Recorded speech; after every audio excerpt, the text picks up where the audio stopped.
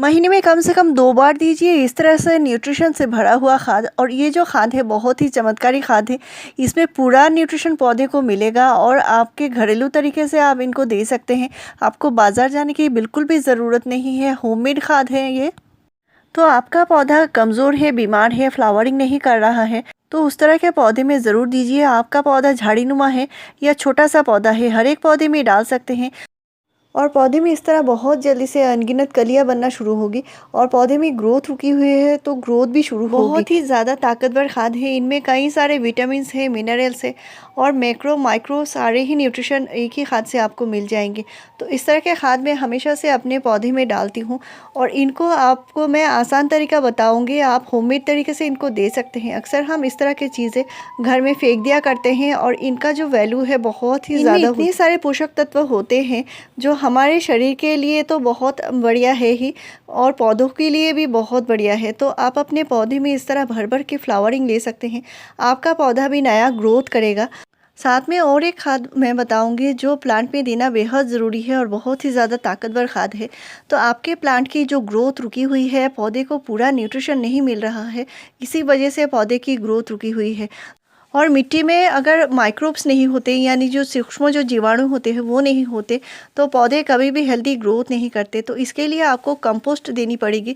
Compost में ऐसे जो सूक्ष्म जो जीवाणु होते हैं बहुत ज़्यादा होते हैं और इसके लिए आप कावडंग कंपोस्ट या वर्मी कंपोस्ट पौधे में ज़रूर दीजिए। और ये मार्च का महीना है, इस टाइम आप अपने हर एक पौधे में ज़रूर दीजिए ताकि पौधा जो है आगे चल के बहुत ही अच्छे से ग्रोथ करे और फ्लावरिंग भी करे। तो मेरे पौधे में एकदम ऊपर से नीचे तक कलियों से भरी हुई है और इस तरह मैं पौधे में कौन कौन सी केयर करती हूँ, क्या क्या फर्टिलाइज़र डालती रहती हूँ, तो वो मैं आपसे हमेशा से शेयर करती हूँ। तो पौधे में जो ज़रूरी है कम से कम महीने में 2 बार आपको जो कंपोस्ट है वो देनी पड़ेगी अगर पौधा बहुत बड़ा है तो। और अगर प्लांट छोटा है तो कम करके दीजिए। साथ में आपको लिक्विड खाद भी देनी पड़ेंगी। तो मैं जिस तरह के लिक्विड खाद यूज़ करती हूँ अपने पौधे में अच्छी फ्लावरिंग लेने के लिए वो आपको ज़रूर फॉलो करने होंगे। साथ में आज जो खाद बताऊंगी मैं वो भी आपको देने होंगे। तो ये एक ही तरह के खाद पौधे में नहीं देना होता क्योंकि एक ही खाद से पौधे को पूरा न्यूट्रिशन नहीं मिलता। तो इसके लिए आप अच्छी फ्लावरिंग लेना चाहते हैं तो अनियन पील या बनाना पील का फर्टिलाइज़र महीने में कम से कम 2 बार ज़रूर दीजिए। साथ में और एक बार आपको जो देना है वो है माइक्रो न्यूट्रिएंट्स। तो होममेड तरीके से आप माइक्रो न्यूट्रिएंट्स बना सकते हैं, ह्यूमिक एसिड बना सकते हैं, बूस्टर खाद बना सकते हैं, सुपर टॉनिक बना सकते हैं। इन पर मैंने सारा ही डिटेल्स वीडियो शेयर कर रही हूँ। और आप मार्च के महीने में जितना सारा खाद मैंने बताया है उनको आपको मार्च महीने में ज़रूर देना होगा ताकि पौधे में इस तरह बहुत जल्दी से फ्लावरिंग शुरू हो, पौधे में बहुत जल्दी से ग्रोथ आए। तो घर में ही मौजूद चीज़ों से आप इस तरह के खाद बना सकते हैं। और मेरे जो प्लांट हैं इनमें मैंने अच्छी फ्लावरिंग लेने के लिए और एक चीज़ मैं ज़रूर डालती हूँ। तो अभी बहुत ज़्यादा गर्मी नहीं है तो आप इस तरह के खाद ज़रूर डाल सकते हैं।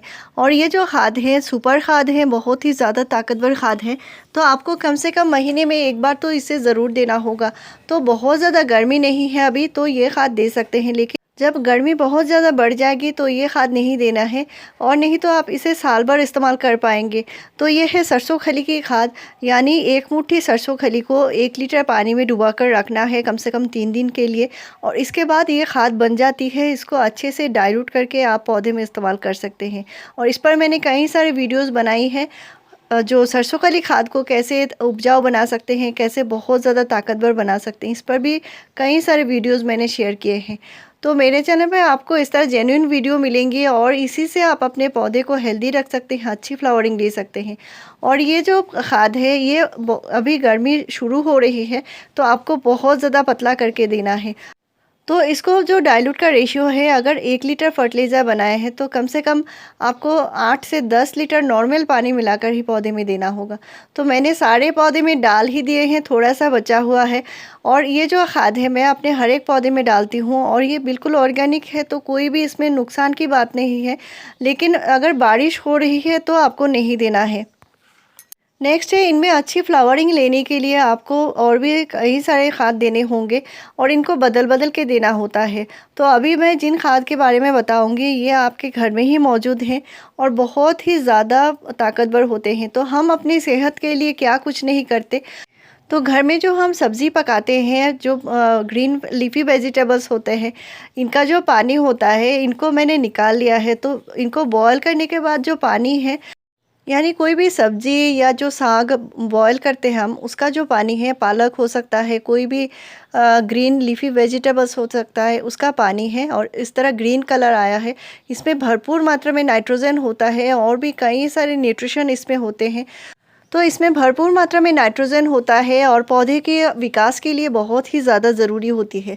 तो इसको बिल्कुल भी फेंकना नहीं है, इसको कैसे इस्तेमाल करना है आगे मैं बताऊँगी। तो ये नेक्स्ट आप देख सकते हैं, यहाँ पे मैंने आलू बॉयल किया है और आलू बॉयल करने के बाद जो पानी बच जाती है वो पानी है। और ये जो पानी है ये फर्मेंट हो चुकी है, 1 दिन हो चुकी है और ये अच्छे से फर्मेंट हो चुकी है। आप देख सकते हैं इसमें बबल्स दिखाई दे रहे हैं, यानी ये फर्मेंट हो चुकी है। आलू बॉयल करने के बाद इसका पानी बहुत ज़्यादा दिन तक नहीं रख सकते, इसमें थोड़ा स्मेल आ जाती है। और इसमें भरपूर मात्रा में पोटेशियम होता है और भी कई सारे न्यूट्रिशन होते हैं।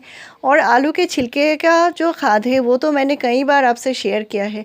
तो अक्सर हम आलू बॉयल करके जो सब्ज़ी बनाते हैं या कुछ भी बनाते होंगे, तो बॉयल आलू के जो पानी होते हैं इसमें बहुत सारे न्यूट्रिशन होते हैं, तो पौधे में इस्तेमाल कर सकते हैं। साथ में ये है बीटरूट, और आप जानते होंगे बीटरूट में कितना सारा न्यूट्रिशन होता है और भरपूर मात्रा में पोटेशियम भी होता है। ये एक एंटीऑक्सीडेंट पे है और हम अपने सेहत के लिए इनको घर में इस्तेमाल करते हैं। तो इनका जो छिलका होता है बच जाती है, तो उनको फेंकना नहीं है, इनको भिगो कर रख सकते हैं और इनको थोड़ा सा हल्के से बॉयल करके भी रख सकते हैं। तो इसका जो पानी है ये भी 1 दिन हो चुकी है और थोड़ा सा फर्मेंट हो जाए, ठंडा हो जाए तभी यूज़ करना है। और इसका जो निकाला है आपने हाफ़ कटोरी, ये जो छिलके का पानी है उसको निकाला है। साथ में मैंने आलू के जो बॉयल के पानी है उसको भी निकाला है। ये भरपूर मात्रा में न्यूट्रिशन देती है पौधे को। इनमें zinc, boron, iron, magnesium, potassium सारे ही चीज़ होते हैं और नाइट्रोजन भी भरपूर मात्रा में है, क्योंकि ये ग्रीन लीफी वेजिटेबल्स का पानी है। तो इनको पौधे में इस्तेमाल जो करना है, आप कम से कम महीने में 2 बार इनको इस्तेमाल ज़रूर कीजिए। यानी आप इस वीक में अगर इस तरह के पानी देते हैं, नेक्स्ट आप बनाना पील का फर्टिलाइज़र दे सकते हैं। नेक्स्ट आपको जो देना है वो है आपको कोई भी नाइट्रोजन बेस्ड खाद है, जैसे कंपोस्ट है, उस तरह के ड्राई जो मिक्स फर्टिलाइज़र है उस तरह के फर्टिलाइज़र दीजिए। तो इस तरह का खाद को आपको बदल बदल के देना होगा, तभी पौधे में इस तरह अच्छे से अच्छा आप रिज़ल्ट पा सकते हैं।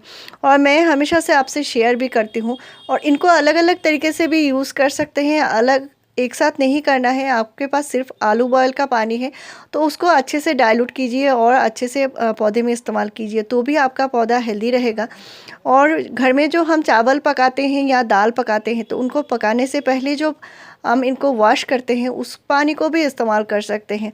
तो इस तरह के जो पानी निकाला है मैंने, इनको 1 दिन के लिए कम से कम रखना है और इसके बाद इनको डाइल्यूट जो करना है। अगर 1 लीटर फर्टिलाइज़र आप निकालते हैं तो कम से कम आपको 3 से 4 गुना नॉर्मल पानी मिलाकर ही पौधे में देना होगा। और फार्मेंट करना बहुत ज़रूरी है। साथ में जो ये है मिट्टी सूखी हो तभी देना है। तो ऐसे ही बढ़िया जानकारी पाने के लिए मेरे चैनल को ज़रूर सब्सक्राइब कीजिए। Thank you.